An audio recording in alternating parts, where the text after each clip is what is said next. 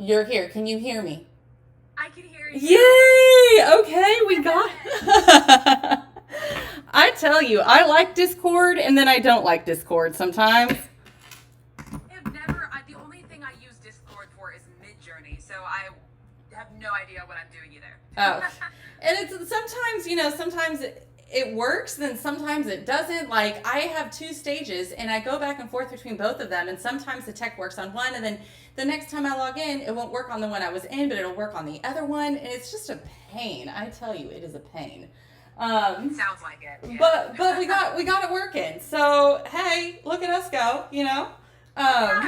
You can't get past one of these things like a podcast or something without having some sort of tech issues. I feel like so. Absolutely. So I'm going to go ahead and just do. I want to talk to you about a lot because me and you have never actually sat down and talked before. Yes. Even though, our love for Peter Pan and then writing and all the things, and then now you're doing narration. And so there's so many things I feel like I want to talk to you about and so little time. I'm going to be honest. Yeah, I know. But we're going to try I'll try not to yap. No. Like you asked me, you're like, dude, is there a time limit? I had someone one night, and we sat, and it was great, and we talked for almost 3 hours. Now, that's a long time, I mean, you don't have to be here 3 hours. But, we could just let it go with the flow. If you don't have to be anywhere, like, it's late here on the East Coast, and I know it's early still out there in California, so we'll just go with the flow and have fun, so... Yeah, I pretty much have until I have 2 hours, but I won't keep you for 2 hours. I don't want to be 2 hours. So I have that time squared off. Perfect. Well, okay, so I'm going to give a little brief introduction. You're an author, but you're also a narrator, and you've also, if I'm not mistaken, from what I've seen, performed on the stage as well as an actress, correct? Yes. Okay, and you have 2 books out. You have I Prefer Peter and Son of Pan is your newest release. Yes. Which you are currently recording the narration for. Am I right? Uh-huh. Yeah, you're right. I'm literally I'm at my booth. I'm sitting in my booth. I figured as much. I was like, you're probably going to be in the booth, which is wonderful. Where did you create your booth? Is it at your house? Like in your room, your closet? Like, what did you do? So I bought this booth. It's a travel booth. I bought it on Amazon. Go Amazon. But I actually set it up. Originally, for I Prefer Peter, it was set up at my house. And then my house is excruciatingly chaotic and loud. With my family just being me, but 5 of us. Yeah. So it's just, and then my dogs and everything. So now my aunt, she has a guest house that nobody's in half the time. So it's set up there. And I just kind of live here at the moment. Well, that's nice, I know, it's great. A home away She lives like 2 minutes away from me. Oh, so it's perfect. Yeah, you can go escape everyone else, go get work done, and then come back to life when you need to come back to life. Yes. Love it. It is literally a coffin in there, so coming back to life is so valid. Quite the term. Yes. So, okay, so let's talk about you as a writer first. As a child, did you always want to write a story, or were you kind of inspired? Because I know I want to get into how many Peter Pan retellings and everything that you've gone ahead and read and you're a connoisseur of. But I mean, is that kind of what sparked your interest to become a writer, or did you always have interest in writing? No, since I was younger, it's funny. I've always loved to read, and I just kind of always loved English. That was always my best subject. I always called myself like a Holden Caulfield of just my family. Like, I'm so different from the rest of my family. We're all very into the arts, though. But I just loved English, and I loved to write, and I loved to create stories so much that, like, in middle school, I would do a lot of fan fiction. So it was kind of where I found my love of writing. I didn't think anything of it until, everybody started to tell me that I was actually fairly good at it. Mm-hmm. And I was like, oh yeah, whatever. Because I was in middle school doing Big Time Rush fan fiction. So it was like, it wasn't that big of a deal to me, but it was fun. And I did it on the Twit Longer and everything like that. Yeah. It was so much fun. And I did a lot of different pieces for English class and everything like that, but it really never struck me that I was that writing. It was so weird. And I've told somebody this, and it didn't make any sense really, but it makes sense in my head. Or it was like I didn't realize being an author was accessible. Like I didn't think it was a thing. I thought books were out, and that was it. Like those were the books, and then there was no more books. So I didn't realize that people were actively out there pursuing it. I didn't think about it until maybe when I got out of high school, and somebody, so it was basically when I discovered and Peter Pan retellings, and my mom told me I should write one. And I was telling her all about the ones that I've read and how much I really wanted the endings to be a certain way or the characters to be a certain way. And she was like, well, you should just stop complaining and write one. Yeah. I was like, oh, no, I'm not going to do that. I didn't think anything, like, I didn't know how, I didn't think anybody would care. And then I think one day I was just like, screw it, I'm going to do it. Yeah. And then here we are. Yeah. You fell into your Peter Pan retelling kind of how I did, like on a dare. Like I did the same thing. I was like, I could never write fantasy. Peter, no. Yeah. And I was doing the same thing. I was reading all the retellings of Peter Pan, and I was exactly like you. I was like, that's not the way I'd write it. And I had a friend one day that was just like, then you write it. And I was like, well, I don't know if could I do that? I know.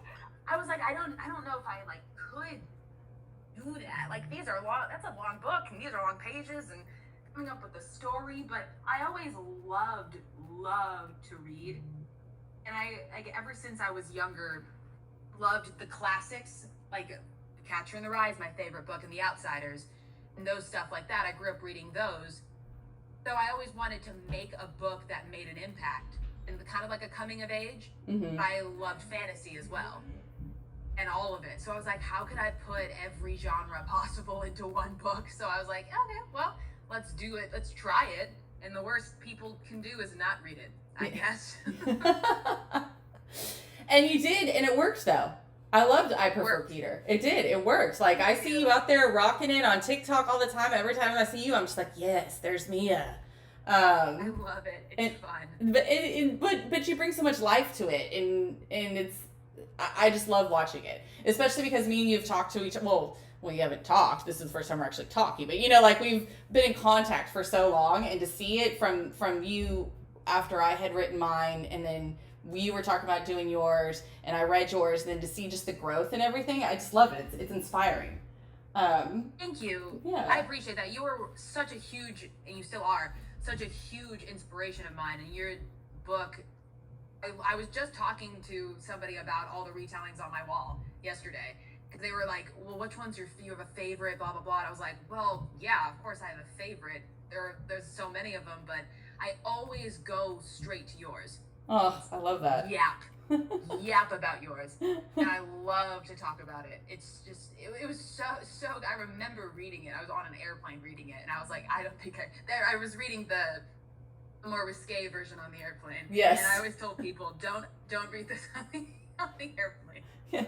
Don't read this out in public. Don't listen to this out in public. Don't, you know, like, you're forewarned. But I will anyway. You know what I'm saying? Yes. I loved it. I loved it. Oh, thank you. Editions, I tell people they have to read. I love them. Oh, thank you. Well, yeah. So, how many? We're gonna bounce around off topics here, but I think it keeps it more personal. How many Peter Pan retellings have you read now? Oh my God, I have read. I want to say I think I reached 80. Oh wow. Recently, I know. I know. How long ago did you start on your journey of the Peter Pan retelling? So that's 80 Peter Pan retellings, and how long would you say? I think now. Ooh, I think because the first one I read I think was Lost Boy. Mm-hmm. So, and my brother gave me that book. So I think this was now, because this was before I knew. So my journey didn't start like I started and then never stopped, because I didn't know there was a bunch. Mm-hmm. I started with Lost Boy maybe 3 years ago, and then I found Dust and Shadow. Okay. By Kara Swanson, and then it was like recommended for you, and then the rabbit hole started, and I was like, oh wow, this is a genre, like this is a niche. Yeah. And so that was probably 2 years ago, and then it just it snowballed. Stopped. Yeah, it never stopped. It became an Snowballed. addiction. Yeah, I gotta Great. say, There's so many of them. when I went into it, and I've had people tell me as an author, if you really wanted to make money at a retelling, you should have done Beauty and the Beast or this or that or something. I'm kind of like, you have to write what you love, and what you're interested in, right? And I'm like, and I mean, like, those are cool, but I love Peter Pan. And when I wrote it, and I think my first was Hooked, and then I read Lost Boy, and I read a couple of the others. And I didn't know either when I was just scratching the surface of it how many there actually are. Like, Peter Pan is actually a pretty big retelling niche out there, like you said. Like, there is quite a bit of them, more than I think people think. Yeah, definitely. I found so many, and I noticed now that there's still a whole other side that I haven't read, but because I only have so much room on my shelf. I have a PPR, my Peter Pan reads, and that's full. So there's still so many more I haven't read.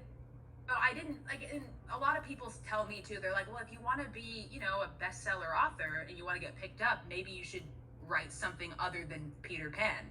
And I said, well, here's the thing. I get it. I get you. But I tried to make my books a little less it's not Peter Pan. I would say I would say if you don't know Peter Pan, I would say it's true. If you don't know Peter Pan, you'll still like the book. Mm-hmm. You don't have to know him at all. You can hate him, which would make me sad. Yeah. But it's like if you changed the names, it would just be a novel, Yeah. So I tried to make that. I took that into consideration for sure, but when you're writing something in the world of what you adore and what you love and what you're infatuated and obsessed with, it just makes it fun, you know? And I know Oh, yeah. So it's just a whole different ballgame of, I don't know, just magic for you, and it feels nostalgic. Yes. And I love it. Yes. That's a good way to put it. It does. It is. It's like diving. There's something comforting about it. Maybe that's it too. And it's not really work. It's not, you're doing something you love. You're escaping to a world you love that you loved as a child. And there's so much that can happen in Neverland, or even the different worlds that you create. That it's just endless. So yes, that's what it's. Yeah. 100%. So what does your family think of your writing now? Your mom kind of dared you. What does she think now? Oh my God, my mom is my biggest fan. I love that. It's not just because she's my mom too. She makes sure to dig that into my brain. But she's like, Mia, you are my favorite author. And she's like, and please don't take this as your mom. But she's like, when I told you that you could write the book, I didn't know you were gonna do this. I'd never written anything that my mom has really read. Yeah. Other than maybe really good short stories for school or projects and stuff like that. So I didn't know either. So she was my beta reader as well. I was like, Mom, I wasn't really well known at all. I had a little bit of a following on TikTok at the time when I Prefer Peter came out. Mm-hmm. So I was just asking around, and I asked my mom.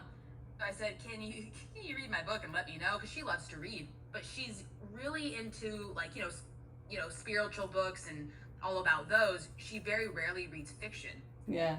So I said, can you read mine? And as someone who doesn't read a lot of fiction, tell me what you think. She's like, yeah, sure. And then she said, Mia, I can't believe what you did. This is crazy. The ending was wild. She's like, this is my favorite book. And she read Son of Pan already too, so quick. And she was devastated by that one. But that was a good thing. It's a good thing. I haven't read that one yet. Thing. I'm going to tell you, I am actually I'm waiting. I think this time I want to experience your audiobook. Because I read I Prefer Peter, but I didn't listen to it. And I saw that you recorded it, and then I saw you were recording Son of Pan, and I was like, you know what? I think I'm going to wait, because I love hearing your voices, and I was like, I want to hear you bring it to life, is what I want to hear with this next one. I honestly fully respect that decision. The audiobook, people say it changed the game. And I was like, I think that's so cool, because I don't toot my own horn or anything. I just do what, the gifts that God gave me. Yeah. And I didn't even know I could do that, like anything with audiobooks. But when I started to do it and people started accepting it and loving it, and I finally got to, because there's not a lot of theater going around in Orange County that I want to do right now. Yeah. So it just kind of gives me that outlet to perform somehow. Yeah. And use all these male voices that I'm never going to be able to use. But so, you're freaking good at it. You're amazing at it. Like what I hear online, I'm like, damn, girl can, like, that's amazing. It might have, I don't know if it was intimidating to you at first. I'm sure assume that anything that you do for the first time is, but I mean, like, you just took it and you ran with it, and you're doing awesome at it. Thank you. Yeah, it still is intimidating. Like, I'm always afraid to put out a new, like, I don't seem like it because I have to, be confident, but it is intimidating every time I put out a video because, I'm not British and I'm not Brooklyn. Yeah. But there's people who follow me who are. Yeah. But they never, I remember I was talking to this British guy the other day, and he said, I'm not gonna lie to you. He said, you are probably the most British, non-British person I've ever met. Love it. I said, that was the nicest thing anyone's ever said to me, sir.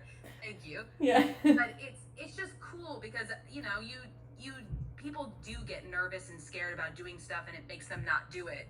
Yeah. But you never know, and you can't learn until you fail. True. Like, that audiobook wasn't easy to put out. I had to edit it and produce it and fail at it and redo it, and it was great. It was a great experience. Now, obviously, Son of Pan is a lot easier. Yeah. It's kind of easier. It's definitely a different vibe, but it's a different experience now because I know how to, I know what I'm doing a little bit more. How long did that? I'm glad that. Go on. Was that? No, go on.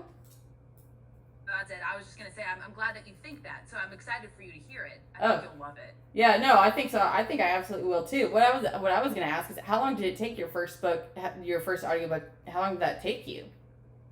I think it took me 3 months. Somebody was asking me that yesterday or the other day, but it was because I didn't have a set schedule at all. I'm the worst with time management. So this time I actually forced myself to put it not at my house. So I had to get up and go somewhere. Yeah. At a job. So that's like the leisure and also the blessing and the curse of being an independent author is that you make your own hours. Yeah. And it's like, ooh, I made my own hours for Peter, and I think that was, that got me a little bit to where it could have come out quicker. But I was new, and I was doing it thinking that it wasn't going to work anyway. I was like, I'm recording all of this, and then I'm going to try to upload it, and it's going to say file not supported or something stupid. Yeah.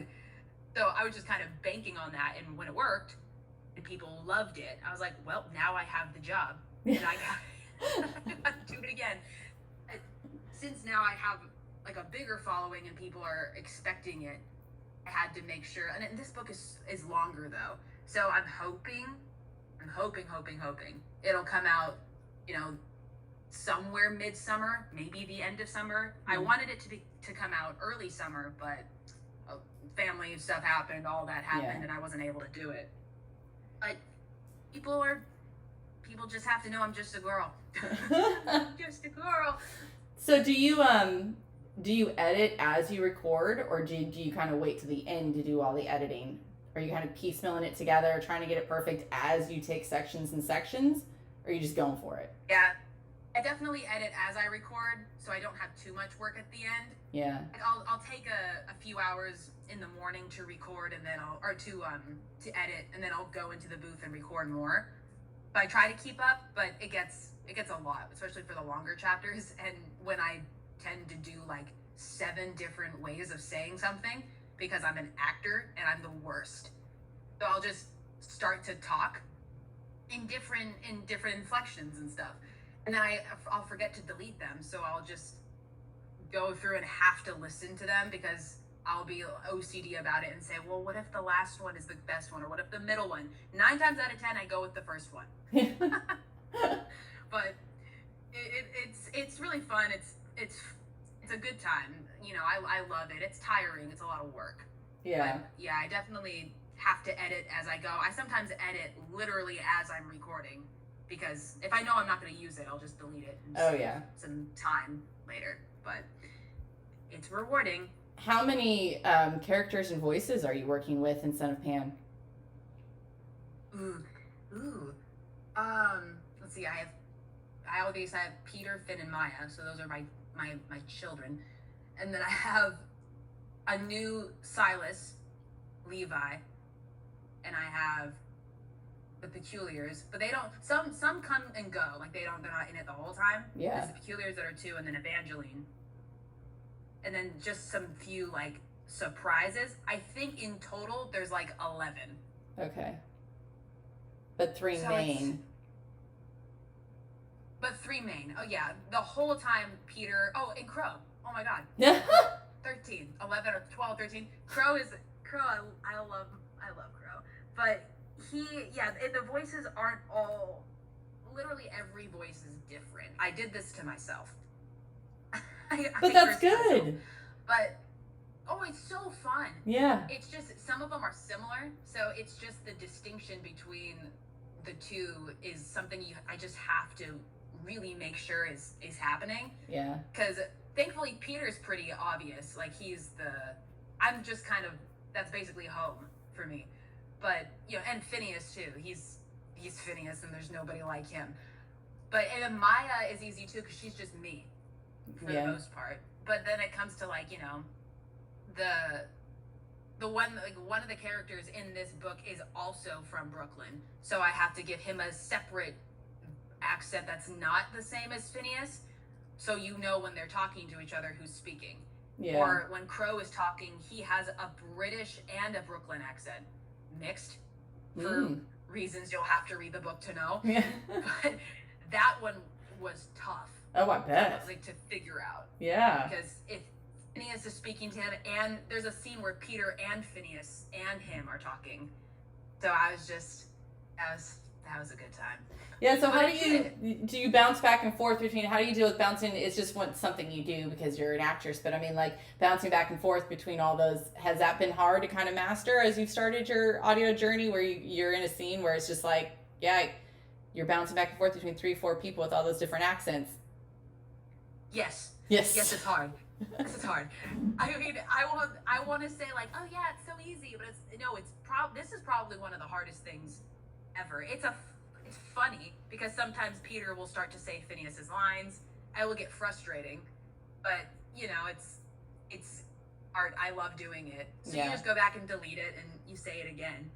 But it is definitely a hard thing, especially when everybody's like going at it or fighting, and you're trying to say everything straight through. I just come to the conclusion that will never happen. Yeah. So it is what it is, but it's definitely hard. But it's especially when all of a sudden Evangeline will talk, and I'm like, who are you? I don't know how to talk anymore. But it's fun. I can't wait for people to hear it. So, are you planning more books in the series, or is it going to be a duet? Is it going to be a series? Have you thought more, or what is? Yeah, this one ends on another. It's a cliffhanger, but it's not like it's a. That there's going to be there's going to be at least one more. Okay. But I don't know how many. I always tell people at least 3. Yeah. So there might be one more, or at most 4 or 5. And okay. I don't know. It's just, I always say it until I'm done yapping, until my characters stop talking. Right. Because they always have so much to say. Son of Pan is 200 pages more than I Prefer Peter. Yeah. Which was not what I wanted, but it's what happened. Yeah. So it is what it is. But I love it, and I wouldn't have it any other way. The story is exactly what I wanted.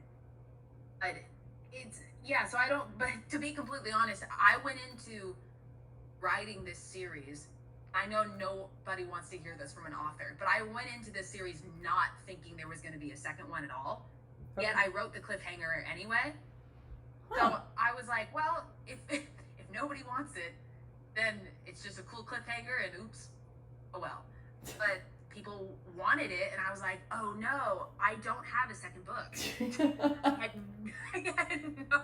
I had no idea, Evelyn, what I wanted to do for Son of Pan until March of last year. Wow. When I started to write it. And I was like, well, we need to come up with something now. So I gathered a group of people and we brainstormed, and I brainstormed every day for like the first half of 2024. And then I started writing it, I think really started writing it in June. And then I finished it by it's like January. And then here we are. But or not January. Well, yeah. Then I took the rest of that 2025 to edit it and all that, or whatever the timeline is. I'm tired, but yeah. So, but it was way faster than I Prefer Peter. The entire process happened in like 9 months, literally like carrying a child. Yeah. And it was crazy, and I was so scared because I Prefer Peter, I had all the time in the world, and it took 2 years. Yeah. Of my time to just free for all, stop, start, quit, go back in. Yeah. And whereas this one, people were like, where's the second book? I'm like, I don't know. Yeah. I have to come up with it. Yeah. So you're like, oh, you want a second book? Okay. Yeah. And I was like, oops, okay, we'll do that. No problem. Like, because I can do hard things. It's fine.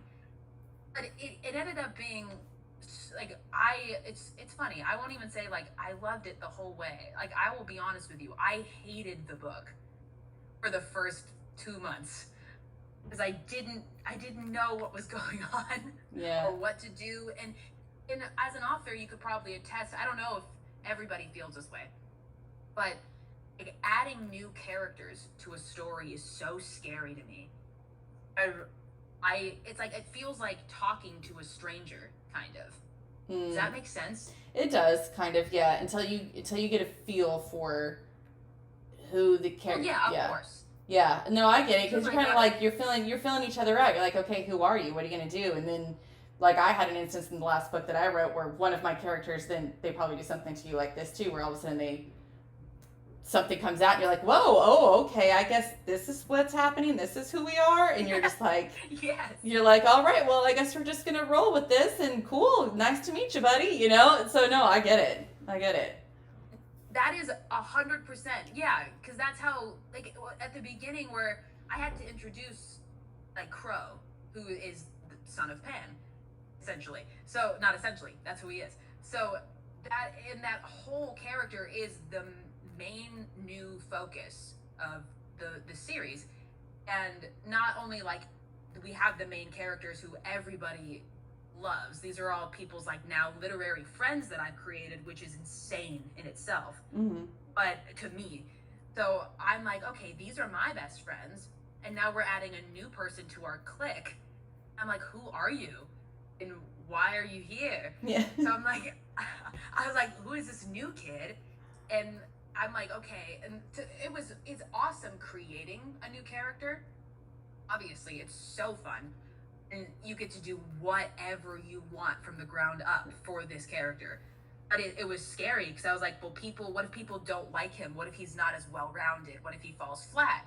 Because I had 2 years to create Peter, Finn, and Maya. Mm-hmm. So Crow, I was like, what if you suck? And I know that you suck. So, but he didn't. So I was so happy. I was so happy with how he turned out. Eventually, he just popped off, and I was like, okay, you're cool. Yeah. I like you. Yeah. And it happened, like, the other one with Levi and Silas, for some reason Silas was a hard one too, kind of the same thing, but Levi, he was a charmer immediately. So I was like, yeah, you'll be good. You'll be fine. The ladies will love you and you'll be fine. Yeah. So, yeah, I don't know what the question was, or if you asked me one. Okay. Sorry. So with that then, do you plan more and plot, or are you more a pantser? What's a pantser? That's probably what I am. What's a pantser? So like a pantser as an author is just someone who does a plot, someone who does a plan, someone just literally just sits down at a keyboard and just types. Oh, so I think I'm a little bit of both, because I will definitely. So it happened with I Prefer Peter, where I came up with the plot, and it was in. Oh my God, the plot. If I look at the storyboard for I Prefer Peter now of what it was supposed to be, I cackle. Like that wasn't it at all what happened.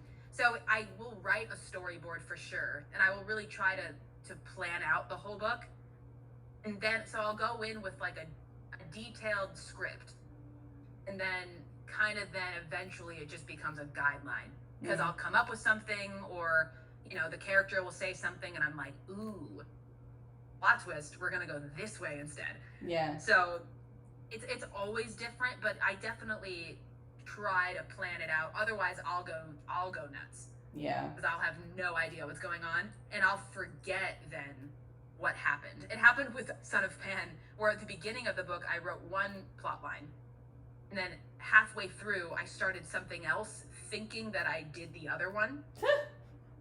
And then I went back and started to edit, and I'm like, oh my God. I was like, this is a different story. Yeah, this is a different book. Completely different. It wasn't too bad, but it was bad. So it wasn't too bad, but it was bad. All worked out. It wasn't too bad, but it was bad. But I fixed it, and it was all good eventually, obviously, because it's out now. But yeah, I can't be a pantser or a prancer. Pantser? Pantser. It's really weird. It's the weirdest word. Yeah, I guess the way they described it to me is a good way. It's flying by the seat of your pants. So a pantser. Oh. Yeah. Oh. Yeah. So when you write, you basically fly by the seat of your pants and just write whatever comes to mind, and I'm like, oh, okay, I see the word now. I see the meaning. I get it. Yeah. I get it. So. Well, I do that. Yeah. I can't start that way. Okay. You give yourself a rough outline, and then let the characters take you where they want to. Yes, definitely. Got it. And they will take over. They do. My characters they haunt me. It's crazy. I'm like, guys, we're not doing that. And they're like, yeah, we are. Yeah, we are. Yeah, we are. Yeah. And you just find yourself writing, mine do the same thing, and you're just like, okay, I guess this is the book now. So. Yeah, and I love it. They're great. They're great at what they do. So I do whatever they want.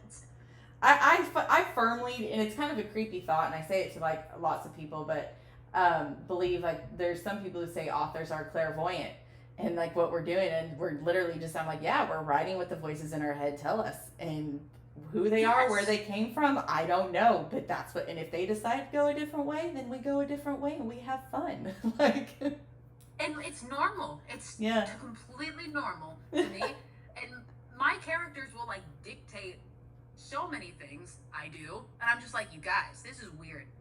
And if I told people that, that's weird. And they're just kind of like, it's just because they live in my head, because they're all a part of me. Yeah. That's what I love about them so much, is that they're just I don't know every author can say that, but I think these characters I tried to make on the page, like I bled my soul onto these books. And not every character, obviously, but everyone has a little bit of me in them somehow, except for like some villains are kind of wild, so I'm like, don't, no, they're not me. Yeah, you're like, I can't claim that one. At least not out loud. I won't tell anyone I can claim that one. Right. But, some of them are just so much a part of me that I would actually think like, what would Phineas do in this situation, or what would Peter say, or how would he think about this? Because Peter's so philosophically annoying, and I love him so much.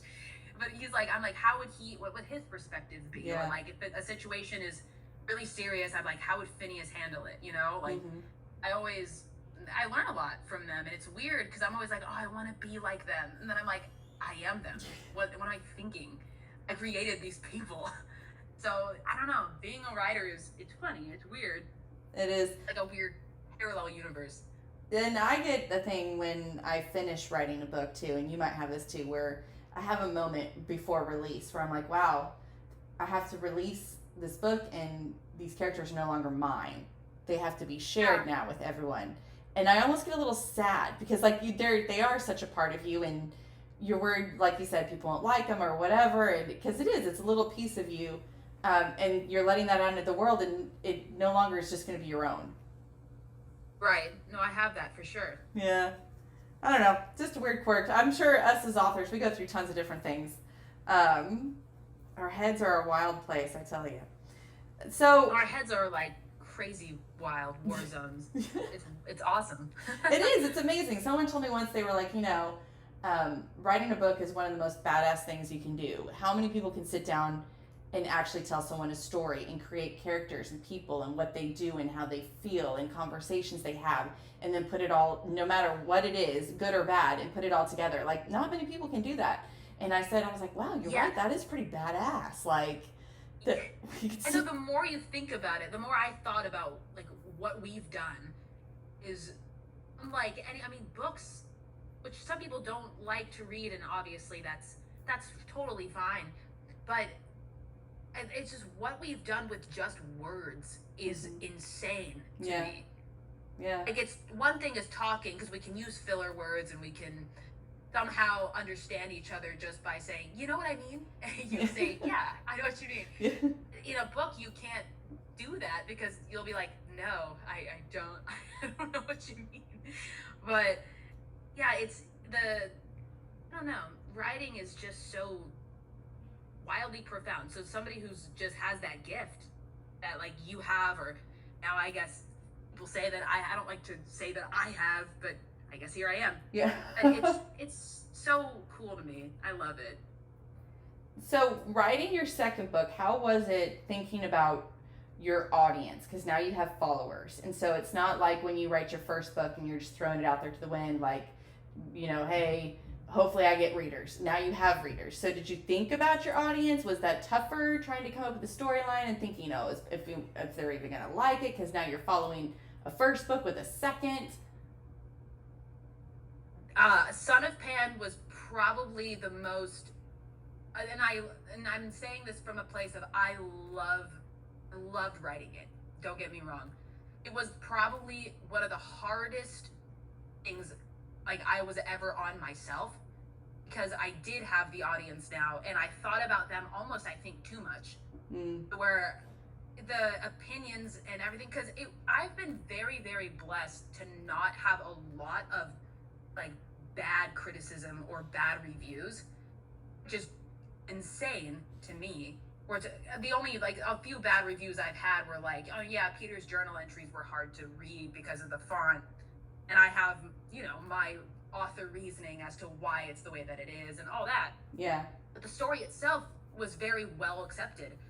Now, for Son of Pan to be such a different, like, I wouldn't say the genre is different, but there are definite different subgenres or main genres with, like, the I Prefer Peter genre is its subgenre. So it's a little different. So thinking about everything people loved and didn't love in I Prefer Peter and what they thought was going to happen, and everybody's telling me their theories, and I'm like, well, if that doesn't happen, are you going to hate it? And I'm like, well, now I'm introducing this new character. Are you going to like him? Are you going to miss your favorite character? If I do this to the character that you love, are you going to hate me in a good way or a bad way? Yeah. And I had the worst imposter syndrome for Son of Pan, because I didn't think the plot was good. I thought I Prefer Peter, like, that was my first, I say my child. That was not that I'm comparing children, but like, that was my first ever thing, my child, that I was insatiably proud of. Yeah. No matter what people thought. Like, that book made me cry just thinking about it and talking about it, and the characters in it were so me, and everything. It was everything to me. And then Son of Pan came, and I'm like, dude, what is this? What are you? And what do I do with you? Because now it's pressure, and now I'm looking at you, and you have to be, I was always the you have to be better. And somebody told me about the sophomore slump, and that was probably the meanest thing anyone has ever done to me. I didn't know it existed. What is and they the said, yeah, it's what was that? What's the sophomore slump? It's when, okay, so don't read into this ever. You're like, don't pay attention to this, but I'll tell you. Yeah, don't take this from me, and I never told you this. But it's when an album, like somebody does this in music too, or in a book, where the second book it sucks because the first one was so good. And then the author had to continue the story. It seemed like she had no idea what she was doing, or that it just flopped. Yeah. It wasn't as good because she maybe wasn't as passionate or what have you. And I know musicians who have had it, or people say that they've had it, and I've like never really thought about that. When a second book comes out, I'm just thrilled to see the world again, no matter what. But some people are like, yeah, the second book was awful because she just went the way I didn't want her to go. And I said, well, that's not your choice. But I don't know, it was so scary because I was like, well, what if I hit it with I Prefer Peter and then I don't, what if I'm not actually talented? What if that was a fluke? Yeah. I don't know. I was so mean to myself. Though Set of Pan was hard. Yeah. Very, very hard to write. But, I got through it somehow. I literally had it until the betas had their books in their hands. And I still had it after. Yeah. It wasn't until the book came out that I was like, is this good? Is this okay? I think it's normal. I think you get it with every book. Like I know I do. I mean, I think imposter syndrome is just something that follows us around, and what keeps us going is we couldn't imagine doing anything else. It's like it's embedded in us. It's to be an artist and to write and to do what we do. So we do it because it's like breathing.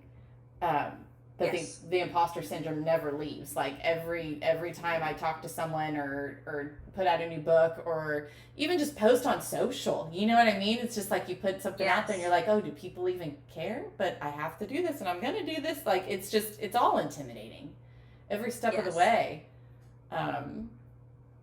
So yeah, no, I've had that too with second books. I think that's why it took me so long to write the sequel to Losing Neverland. I mean, that was like 2 years in between because I was the same as you. I was like, oh, there was going to be one book. There was not going to be anything else. And I put it out because I was like, I can't even write fantasy. Like, I'm a contemporary romance person. And people ate it up and loved it. And I was like, oh. Oh, so good. And then everyone's like, when's book 2? I'm like, there's a book 2? What? You're like, say who? I'm like, loved it. You want more? Okay, but it took me 2 years to do it because I guess, the sophomore thing, I think it is kind of true in a sense. You see it a lot with movies sometimes.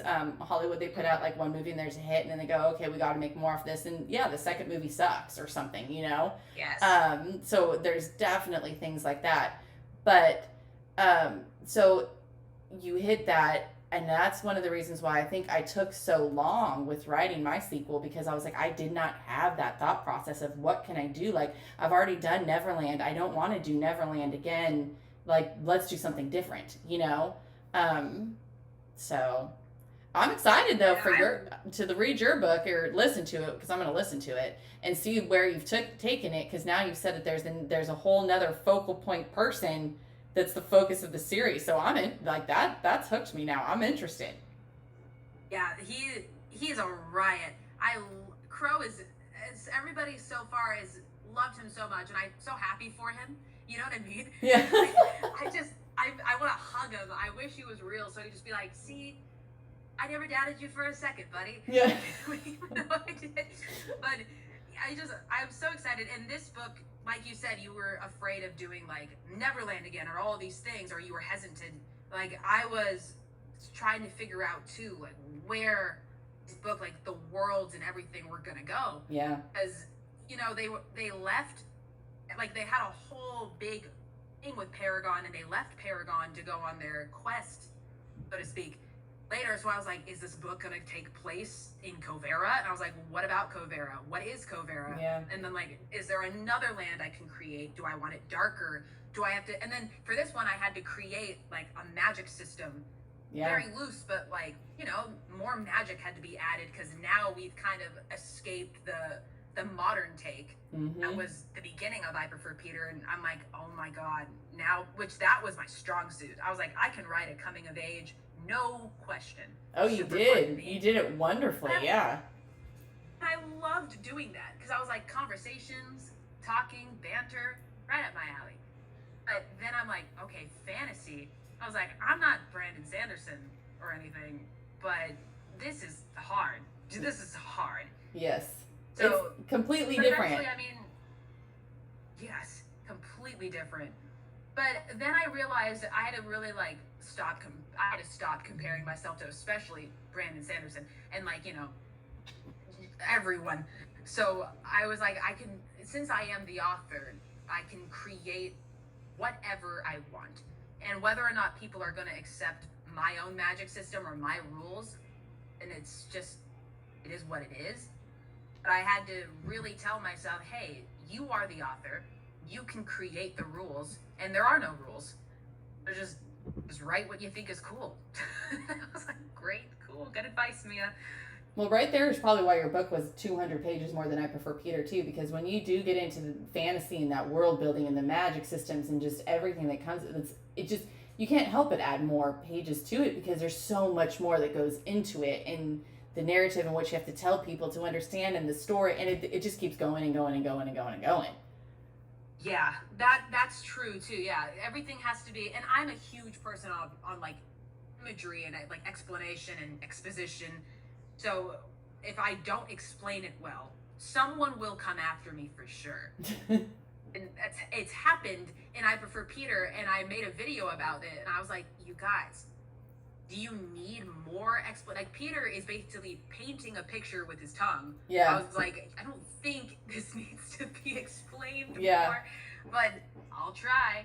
And I'm like, I gave you what you wanted. Son of Pan is 200 pages more. Yeah. But it's not in a bad way. It's definitely, that's a little exaggerated, but How everything many- it definitely has to be, you know, more in depth, because if the people don't understand the magic system, then the whole book is kind of off a little bit. How many pages is Son of Pan? Son of Pan is about 609. Okay. But that's also including, yeah, I know. That's also including, you know, the title page and Yeah, all the goodies. So probably 600. Yeah. Which is not much better. I Prefer Peter was I Prefer Peter was 432. Okay. So people still said it was too short. So I was like, all right. You can't please everybody. You have the people who are like, it's too wordy. There's too much Yes. information. And then you have the people that are like, there wasn't enough information. It's not. And what I like to tell people, what I've found is it's like, it's those people that are the crossover readers. You like, especially with the genres that I tap around, like it's the dark romance and then the fantasy. And there's like this group of people in between that try and read both genres, and they really can't. So like the dark romance readers, if you write more fantasy, they're always going to say it's too wordy. And then the fantasy readers who are trying to cross into dark romance are going to be like, there's not enough. And yes, it's just the differences between the genre. It's just tough because you're marketing to both, and you know, you're not going to please everybody. It's tough. No, it is really tough. Yeah, the romantasy people and the dark romance people took to it because, you know, they scanned the QR code and they were happy. Yeah. And I was like, great.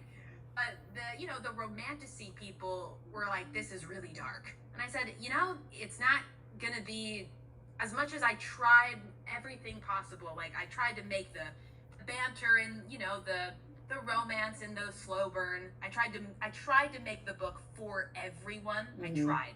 Mm-hmm. But it's, you know, there's going to be that one person or those hundreds of people that are just like, hey, this wasn't for me. And I'm like, well, yeah, it's going to be for someone else. Yeah. That's all good. There's always going to be the one person who goes, even though, like, what, you had one QR code for a sex scene in I Prefer Peter, And there's always going to be the one person who says, oh, it was too much. And then there's always going to be people that are like, man, there should have been way more. So it's... Oh, yeah. So it's like, you guys, relax. Yeah. I was like, I know. Trust me, I wanted more. I would love it if it was like losing Neverland. Please, it was inspiring. But I said I don't. I was like, okay, losing Neverland. That was it. Like, you made the book that way. Yeah. If I did that with mine, it would just obviously be out of place. So I was like, you guys, it didn't need it, but I know you wanted it. But I was like, it didn't necessarily need it. So I was like, I'm sorry, I'll do a deleted scene for you, but like, there doesn't even need to be that. Yeah. Mine advanced the plot. So I was like, it was just like I thought it was funny. It was a fluke thing that I was so excited to put in there because I know. Oh, it was there was clever. always the person. What was that? It was so clever. Like, when I hit that, I was like, man, I was like, this is actually really clever for, like, some people, they don't want it. Like, I've heard some romance readers who are like, I actually skip over it. They don't even read it. They're like, and I'm like, oh, I've never, okay, And then you have some readers who are just like, what they want, they should just be reading erotica at a certain point. I know. Yeah, when they said that to me, they're like, you had no smut. And I was like, well, you listen to the audiobook version, it's 30 minutes. And I was like, well, first of all, I told somebody that I was like, oh yeah, when somebody was like asking me to listen to it, I said, oh, it's on my website for the people who scan the QR code, and it's free, mind you. Like, I could be making money off of this, but I'm not. But I was like, it's only like 10 minutes. And this was my best friend, and she goes, Mia, are you telling people that your smut scene is 10 minutes? I said, yeah. She goes, it's 30 minutes long. I said, stop. No way. She's like, I'm like, and you listened to the whole thing? And she goes, I did. And I was like, there are people in my family who have not read the book and who read that. Listen to that. Listen, I was like, just guys, I'm being disowned. I don't want to be a part of this family anymore. I don't need you to know who I am. It's not me. Yeah, my family they don't read my books, so my mom is my biggest fan, kind of like you, but she won't read my books. She like your mother, she reads mostly like the spiritual, like self-help, Jesus first, all that kind of stuff. Nothing like that was the way I was raised. I read those books too. I'm not saying anything against it, but so when she tried to pick up the cleaner version that I wrote of Losing Neverland, and she couldn't even make it through the first chapter. I was like, Mom, what's wrong with it? Oh, that's how I thought my mom was going to be. Yeah. I was shocked. I was like, Mom, well done. You're like, damn, good job, Mom. No, my mom was like, no, you write too good, and he just looked at her a certain way and did this, and then he ran his thumb across her bottom lip, and I was like, I can't read this. I was like, oh my gosh, Mother. Where like people will eat that up. They're like, more. Yes. Oh, Lord. It's funny. My mom did not scan the QR code. She did not. I told her not to, and she goes, I wasn't even considering scanning the QR code. I'm like, great. Don't do it. Like, Mom, it's not for you. No. Not you. Some people were upset that I put a QR code. They're like, why didn't you just put it in the book? It would have been so much nicer. I was like, I try to be nice. I try to appeal. It works. There are some people who they don't want it, and so it's like, well, if you want it, I mean, how hard is it? Just scan the code, We do it all day long for other reasons. Why not? My initial thought process was, your phone is next to you. I know it is. Yeah. If you want to scan it, just pick up your phone. But they were like, I didn't want to pick up my phone. I was like, since when? I know you're gonna do it. Yeah. Eventually. You probably checked your messages or something, you know what I mean? Like, you probably scrolled social within the last 5 minutes, as a reading break. You can pick up your phone and do it again. Yes. If Peter's speaking, you've Googled a word or two, for sure. Yes. Because I learned new words. And I was like, man, I needed my phone because I needed to look up some of the words that you said instead of the pen. I'm like, oh, I know. I'm a huge thesaurus guru, like, fiend. I don't like when people use the same wording over and over. Yeah. That's just me. No, I write with a thesaurus open. Like, I'll do my first draft where I don't make myself, well, I kind of still do, but I don't as hardcore think, oh, I've used this word too many times. I kind of just let it flow. But as I go through on my second draft, my thesaurus is open. I'm like, nope, I used that word like 4 paragraphs up. We are changing it. Like, I don't, I do the same thing. Oh, I know you do, and you're really good about that. Because in my brain, because my brain is the worst, I know the authors by heart who don't do that. But you're not one of them. You're not one of them. No, it's my biggest pet peeve. Like when I do read an author, or like I try and listen to an audiobook, and like you have sometimes some of them they'll have it like 3 in the same 2 sentences or something. And you're just like, dang, couldn't you like picked a different word? You didn't see what I just saw or heard? Like switch it up. That's what I always, and I'm like, I'm not judging. No. They have their own style. They're focused on different things in their style. But it's like, I'm reading it, and I'm like, you had to edit this. I know you have. Yeah. How does that not, like, just as a way of speaking, does that not sound weird? Yes. Like, if I kept saying the same word to you, you would be like, what? Yes. But yeah, I don't know. There's a lot of, like, Peter Pan retellings that do that. But they're also, I've noticed, a lot of them are also mainly focused on something else, like the smut. Mm-hmm. So I was like, they're not thinking about it much. No. They don't. They're thinking about what they're thinking about. Mm-hmm. So, but it's fine. I mean, I enjoy it because sometimes I just have to be like, you know what?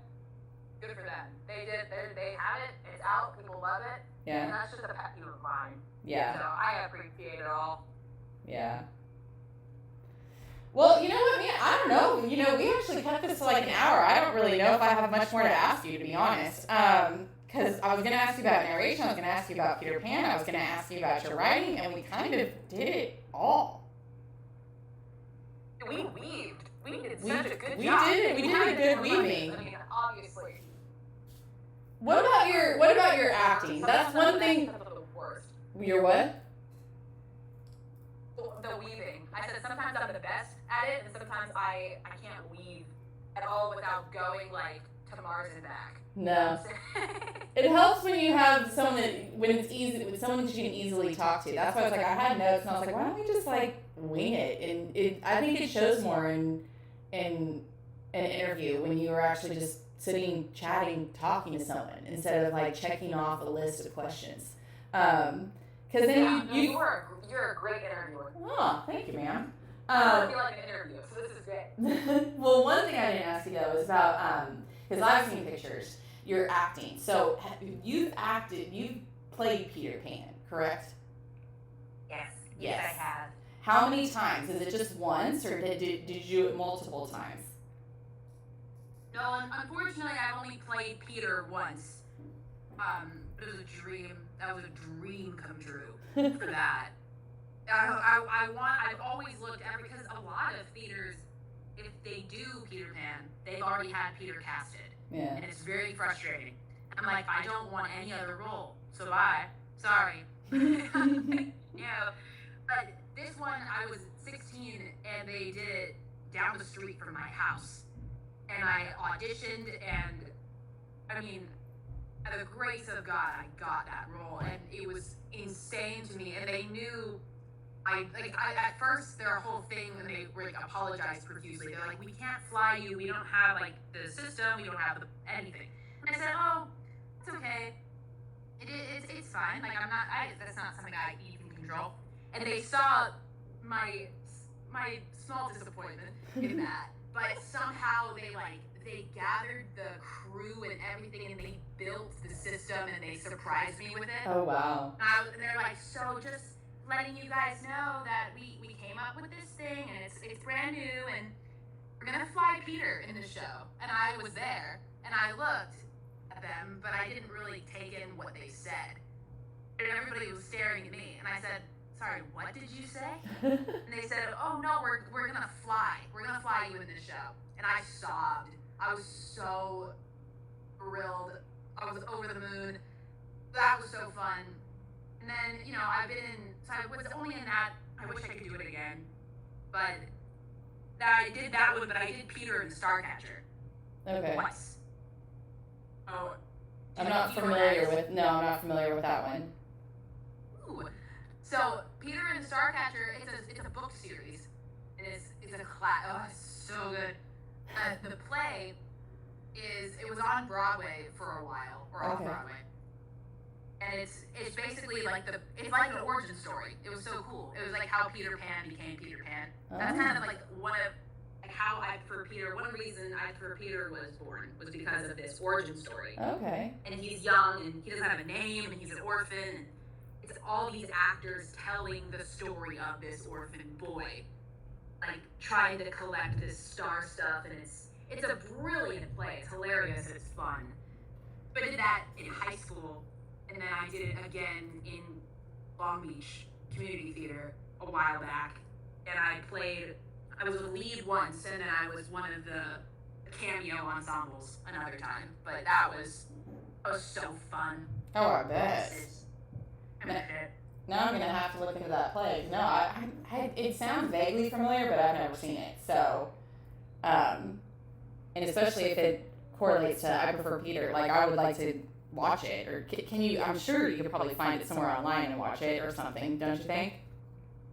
Well, yeah. I mean, there's clips and stuff. It's really hard. I don't know about now because I haven't looked in a long time, and now all of like the pro shots of a lot of musicals and plays are like starting to come out now. But that one is a little more obscure. It's hard to find, which is so frustrating. But I don't know. I mean, if you do enough research, you'll definitely find clips and stuff. And it's like I wouldn't say it's definitely like I Prefer Peter. I think the humor and like you can definitely see the correlation. Where I Prefer Peter was inspired a little bit.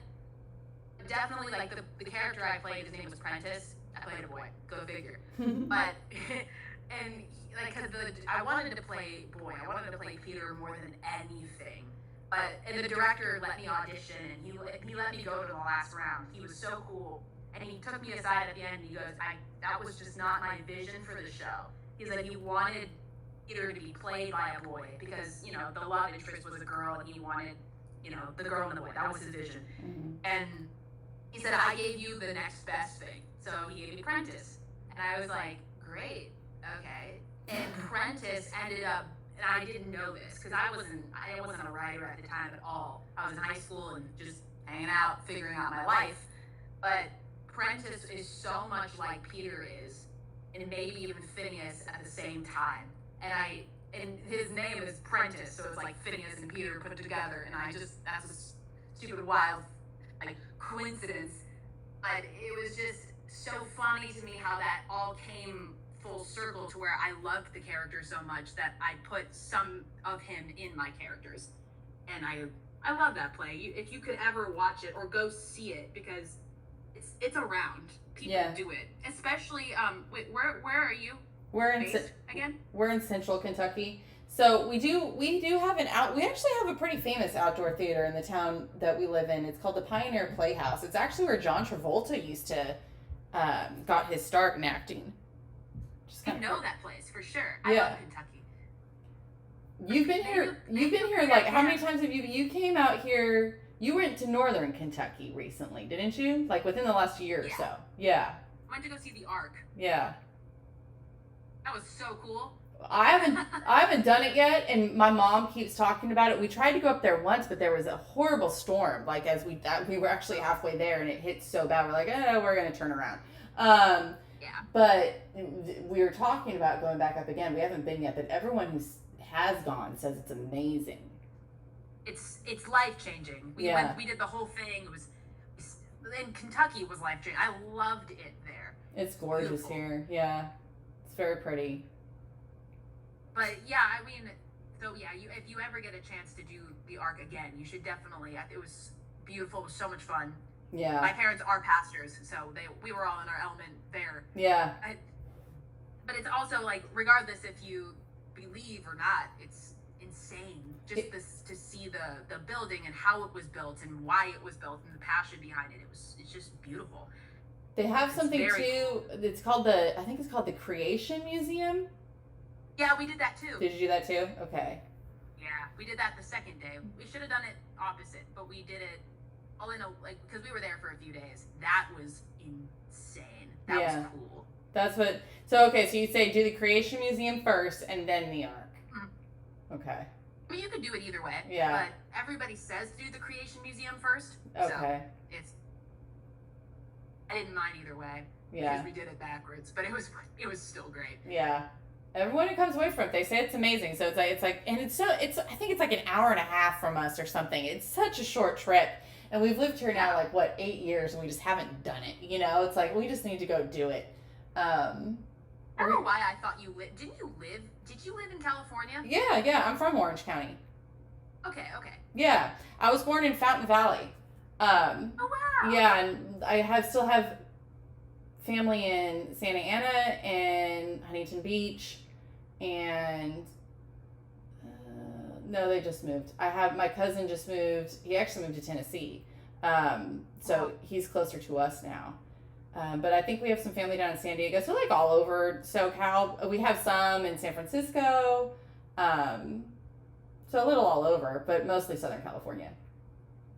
It's a good place to be. Yeah, they don't do a lot of shows like you guys do. You guys have all the, like, for some reason your guys' theaters, Kentucky, Ohio, all of those places at general vicinity do Peter Pan.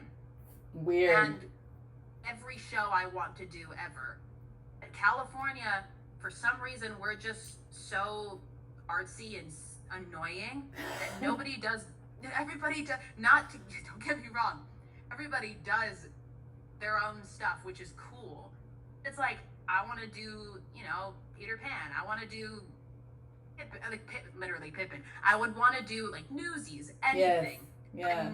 Yeah. But not in a sense to where it's like already cast. Yeah. I miss how theater used to be, for sure. I definitely miss it a lot. Yeah, that's the thing about California, man. I mean, it's just like, there's 20 actors, if not hundreds of actors lined up for the roles. It's tough. I remember always how it is. Yeah, when I was growing up out there, like, I wanted to run off, I did stage as a teenager and everything. I wanted to run off and go to Hollywood. The dream was to go to Juilliard and like all that. And it's like, man, there is like literally, and most of the time, like you said, like they're already cast. They already know who they want. They already have an idea. Even high school ended up being that way toward the end, and I was like, I'm over this. Like, it was so fun and different and diverse at the beginning, to where talent really, really mattered, and it was a fun game, honestly, and it was fair. It was very fair. Like, the talented people who got the best audition in, they got it. You were lucky. Yeah. And then it became very political, like whoever's the most popular, whoever's high in demand, and it's sad. It starts young. Yeah. And it never changes. No. Yeah. And I mean, like, even when I went into journalism and I was in California at the time, all the newspapers in the, like, talk radio and everything that I was interviewing at, they were like, well, go out of state and come back after you get a couple years under your belt.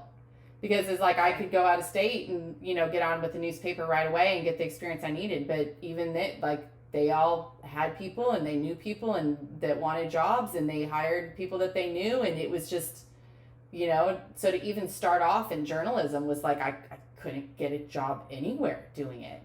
Right.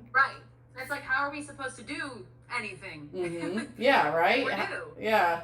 Especially with how expensive it is to live in California. Like, it's like, where do I find the job to do that? Like, yes. I'm fortunate enough to, like, I'm living with my parents until I can't.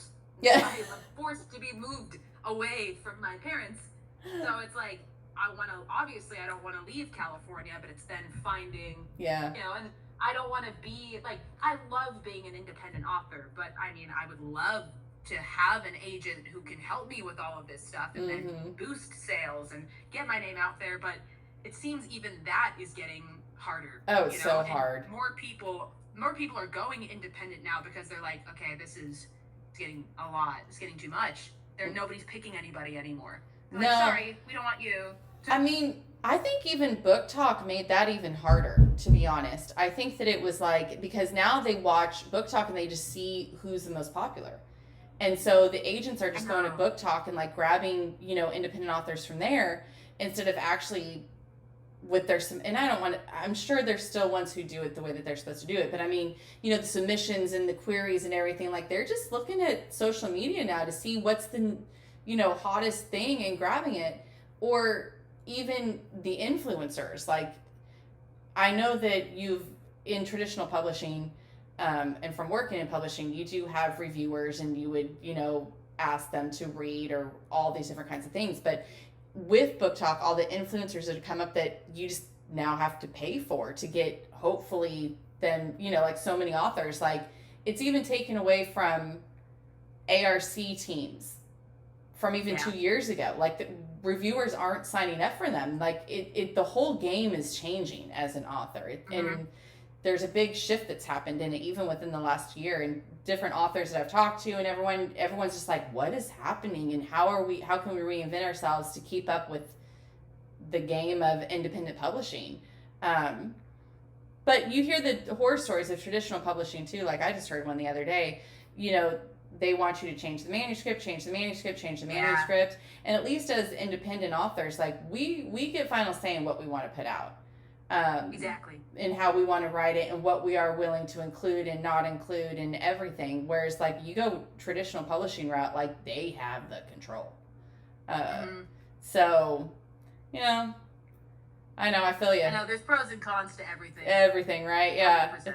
I'm like, I would love it too. I'd love to be able to do this full time and not have to work a second job, and all that kind of stuff at the end of the, and maybe one day I'll be able to, but, at the end of the day, you just keep pushing through that imposter syndrome and hope for the best and post your social media videos. I just have to stop, like, because I'll be like, oh, is this embarrassing? Are people judging me? Like, seeing all these people, like, getting their awards and ringing the bestseller bell. Like, I'm going to New York in a few days. Oh, nice. And I'm so excited. Never been to New York. Oh, you're going to love it. I'm excited.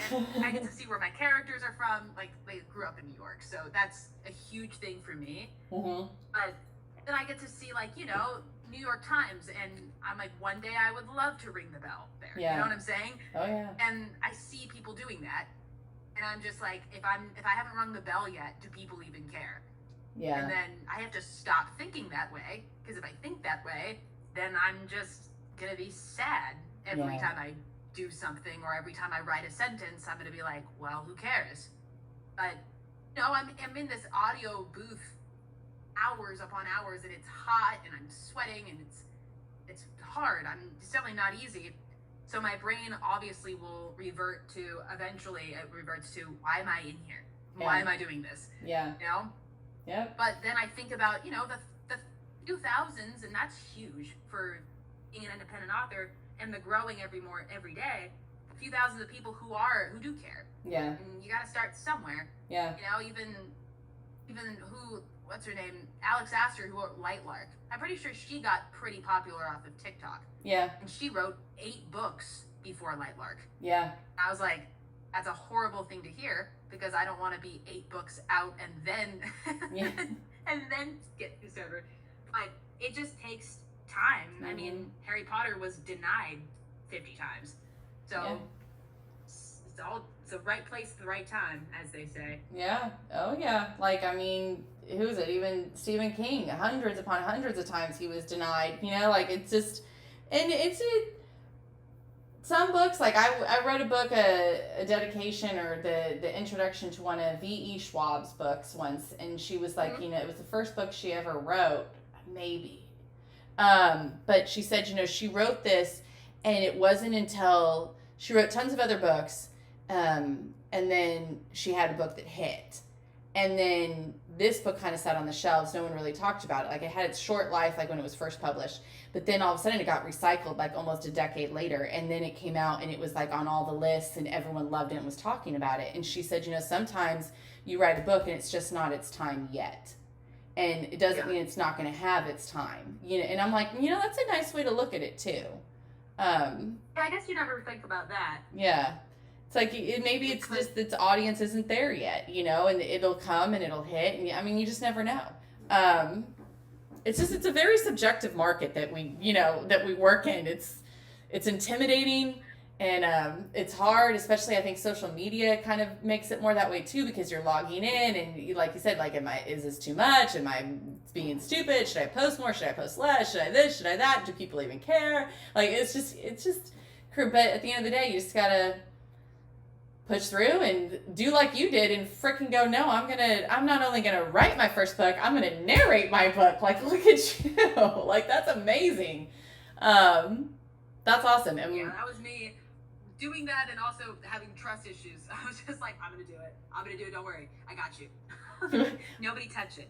But you did, and you did amazing. Right. And I mean, like I said, even when we first started talking, it's like, just to see your growth and to watch your growth, like I said, it's inspiring. To people who still, they are the 15 books deep or whatever, and they're like, man, they are still struggling every day. But to see you own it and do what you're doing you're inspiring more people than I think you know. And it's amazing. I appreciate hearing to watch. That's what I'm doing, trying to do. Yeah. Well, you're believing in yourself too, and not too many people nowadays believe in themselves. So seeing you push through and believe in yourself and just do you, that's given a gift to people too. That just like, yeah, do you, be you, and that's, like I said, I know I've said it like 5 times, but it's inspiring. It's awesome. No, I need to hear that. I appreciate that, because I mean, books aside and everything, I love what I do, but I just want to make the impact, Yeah. Like, I'm basically just being myself for a living at this point, and I'm just like, it's scary. Yeah. It's really scary, but if I'm not, I mean, then who am I? You know what I'm saying? Yeah. So I'm like, I'm trying to be me. I'm trying to inspire people to just go do it, because this is doing everything that I'm doing now. If you asked me even 3 years ago if this would be, I would laugh. I'd be like, yeah, my own audiobook, that's not even possible. And my own 2 books out, and people are telling me every day how much it's changing their lives, or how much they relate to a character, or how much they think about a character, or how they hear my voice in their head when they read. I'm like, that's insane. I'm like, once somebody told me, another independent author that I know was like, Mia, if one person read your book, you're an author. Yeah. Like, don't sweat it. You're gonna be fine. And I was like, well, it's just it's a climb. Yeah. But it's rewarding, and I try to inspire people every day to just go and be themselves and do it. Just do it. Yeah. Yeah. I love inspiring people. That's why I use my books for that. But that's why I try to use my platform for as well. Oh, and you do. As much as possible. You're doing amazing at it, like I said, and I love watching it and seeing it. And that's why when I was like, I'm going to start, and see, like, even me, I'm like, I'm going to start a podcast.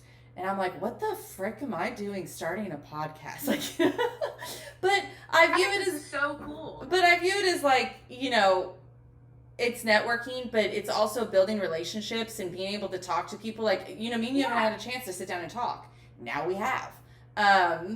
And I get to celebrate you, and you're. Say we've chatted. Yeah, but I get to celebrate you too. Because a lot of it too, and I think is lots of people view competition, and it's like, it's not a competition. You're my colleague, and I want to sit down, and I want to talk to you, and I want to pick your brain, and I want to see how you do things, and I want to tell you exactly what I have. That what you're doing is inspiring, and I love it, and so if that's all this is for, then I enjoy doing this too, talking to people and finally being able to sit down together and have a conversation. I love that outlook too. Like, I try not to view, I mean, obviously there's comparison, but I try not to look at competition, like, yeah. Oh, she's doing this, I don't want to have anything to do with her then, like, yeah.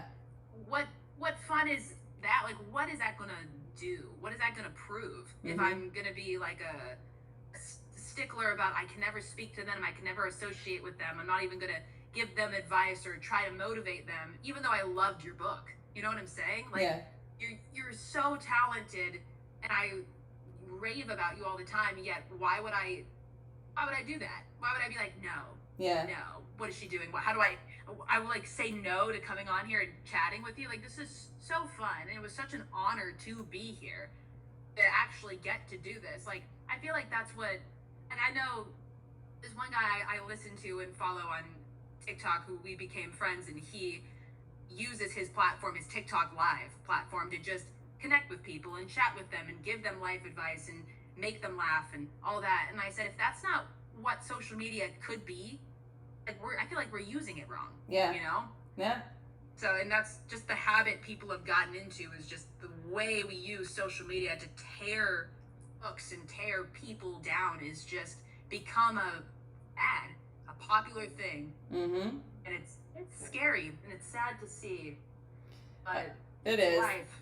It's one of the things that everyone is always like, if you could change one thing about like our book culture, what would it be? And I don't even know if it transcends beyond the book culture. And to me, I think it's the cancel culture that, you know, it's just not necessary to be bullies and bring people down and try. And I know that they have their reasons for standing on what they're standing on. But to me, I'm like, you know, like you said, if we should be using our platforms for better things and for lifting people up and for putting happiness and joy in the world, not for tearing people down. So yeah, exactly. Yeah. Like, I get if you don't like a book, you're gonna tell people. Like, I do book reviews, but there are some books that, mind you, I completely didn't enjoy. But there were Peter Pan retellings on my wall that I didn't necessarily love. But as that is my niche, and, you know, as the whole Peter Pan retelling guru, manic Peter dream girl person, I always will give a review. And I will always say, was this my favorite? No, but this is why I did enjoy it. Now, if I didn't enjoy it at all, either I won't talk about it, and you'll never know that, and I don't use my platform to promote a hatred of the book or the author, because they love what they put out, or else they wouldn't have put it out. And if somebody did that to me, which they have, I'm like, I'm just a person. I'm sitting here watching you trash my book online for people to agree with you. And I'm like, oh, what if I was doing it to you as a person? Like, here's why you should hate this book. Here's why you should hate this person. It's like, okay, well, you do you, I guess. But it's sad. It is sad. It is sad. Yeah, people forget that there's a real person attached to the opposite end of the review. And also that, you know, you might not have liked it, but someone wrote it. They put in their time and their effort and their energy, and they sat and they dreamed up what they dreamt up. And so, like, to me, like, I personally don't do reviews just because, to me, I feel like, well, it just wasn't the book for me. Doesn't mean someone else might not like it. You know, like, we all like different things. And I'm never gonna, and I know the energy and the time and, you know, the doubting yourself and everything that goes into a book. It's like, no, I'm never gonna sit there and tear someone else down. So. No. I mean, I think that's a weird example, but it's like, and then I will let you go. I won't talk for 2 hours. No.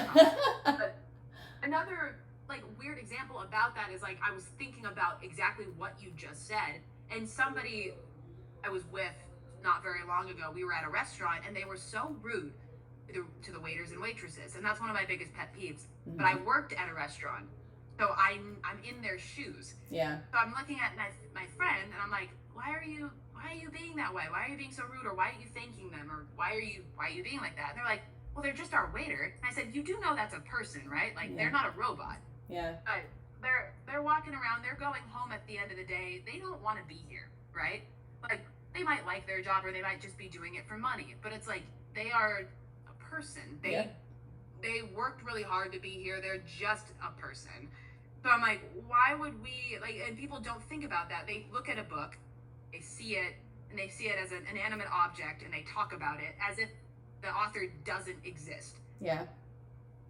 Sometimes the things that they say are awful, like horrendous.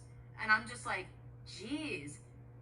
If I heard these things being spoken about my work, or just me as a person, like, it would check out that you don't think I actually exist. But people don't care. They just look at work as, you know. Yeah, they disassociate. Like, I think it's fine. Yeah, it's entertainment for them. You know, they don't look at the other side of what went into create said entertainment. You know, it's well, they do it with movies, and I think with movies it's so vast. Yeah. If you say a movie was bad, nobody really cares, because I guess it very rarely I feel like, I don't know, maybe they do care. Yeah. But we've gotten so used to saying it. Yeah. For movies and everything, we're like, yeah, that book sucked. Yeah. It's like, oh, jeez. Wow, it's a different thing. It is. Maybe it shouldn't be. Oh, well, we've sat here now for an hour and a half, and it was great talking with you. And I know you said you had 2 hours, but, I'll give you 30 minutes to go and at least take a deep breath before you have to go run off to wherever you're running off to next over there. So, but thank you for coming. This was so much fun. Was it fun? Did you have fun? I hope you had fun. Yes. Okay, good. You have fun with me. I never know during interviews how I do, so I'm just... No, you did great. We talked... Expectations. We talked like old friends that have been talking for forever, and so I think that's the best thing, when you can talk to someone like that and you can just banter back and forth. That's what makes a great interview, I think, and I had a blast. So I hope you had a blast too. Me too. I did. I really did. Awesome. Well, thank you, Mia, for coming out, and I can't wait to go ahead. I'm not just saying this. I am going to listen to Son of Pan, so I'm going to be watching your socials, and when you say it's going to drop, I'm going to go listen to it, and I can't wait for it. I can't wait for it either. Watch all the sneak peeks if you haven't yet. They're all on my TikTok. Some are on Instagram. But I've seen some of them. I saw some. They popped up in my feed, and I was like, ooh, okay. And that's when I was like, all right, I'm not going to read it. I'm going to listen to it. And that's when I got excited for that. Good. Okay, good. So you're already doing your job. It'll come out soon. I'll keep you in the loop. Wonderful.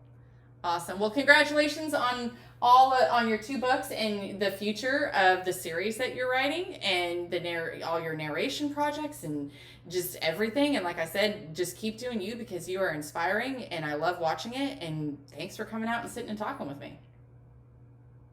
Thank you for having me. I really appreciate you so much. You're welcome. Anytime. I'm going to bring you back up here, like in a year or so, and we'll see where we're both at. Yes. Oh, yes. Amazing. That'll be fun. All right, you have a good night. Thanks for coming out. Thanks, you too. Bye.